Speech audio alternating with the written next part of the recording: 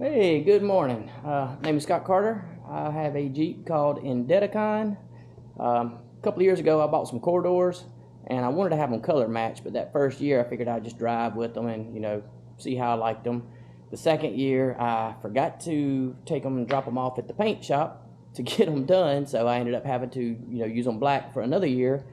And then the paint shop or the body shop messed me up. I dropped them off in February, and around June they called me and said, we're not going to be able to paint your doors and just come pick them up. But they were nice enough to let them sit in a cart in their shop while they rolled them around for 4 months. So when I got them back, they were all scratched up, still unpainted. So I was like, okay, let's just do this myself.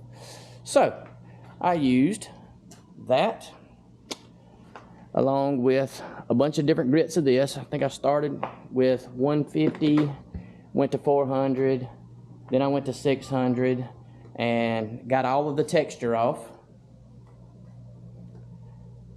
No more texture left.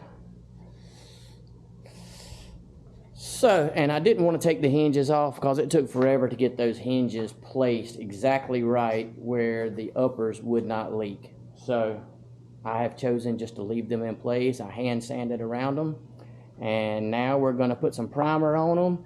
I actually ordered my paint from Automotive Touch-Up. It's the Crystal Granite Metallic that is the paint code for my Jeep. I got their primer, I got their base coat, and I got their 2K clear coat. So now I'm going to throw some primer on here, do a little bit of sanding between coats of primer, and I'll show you what it looks like. Alright, I got the first layer of primer on, which might be about the only layer of primer. I did put it on pretty thick, but there's a couple of spots I need to sand a drip or two out of, and then I do have a little bit more primer to smooth that part back out. But it's still drying, but here it is so far.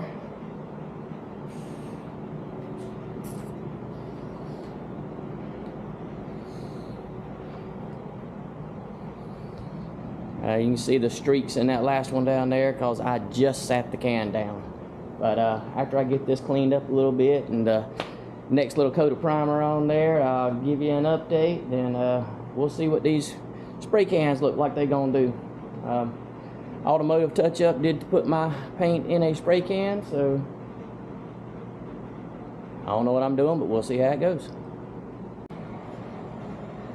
Alright guys, I got the base coat down, so here's an update. I'm gonna let it dry. Just finished spraying, so it looks streaky, but here you go.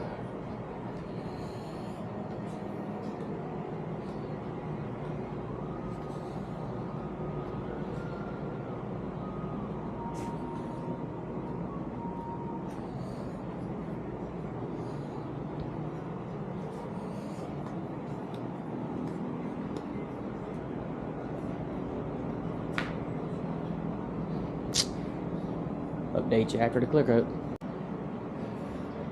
Well, I got the clear coat on, and knowing I did it myself in my garage with absolutely no experience, I'm happy with the results. Is it perfect? No. Is it a trail door and it does match the color of my Jeep now? Yes, it does. So let me just show you what it came out as. Now it is still drying, so there's some shiny spots and some dull spots here and there, but a little bit of polish should blend things in, I hope. And I'll show them to you after I get them reassembled and back on the Jeep. I'm gonna let them just sit here for a couple of days and harden, and I'll be back. Alright, it's been a couple of days now. The doors have dried. I've got the rear cores installed and the uppers on the rear doors, but I am pretty pleased at how they turned out. I still need to put the little Bestop logos back on the bottom. I didn't feel like going through the trouble of plugging up those two holes, and I need to get me some more double-sided tape to put them back on with. But yeah, here you go. I think they I think they turned out really nice. Might be a little more light on this side. Yeah, you see the color matched pretty darn good.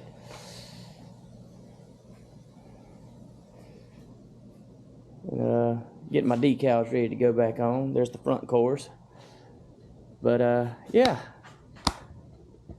I did it with rattle cans from Automotive Touch Up. Their primer, their base coat, and the 2K clear that they offer. And I am very, very pleased with the turnout. Thank you for watching.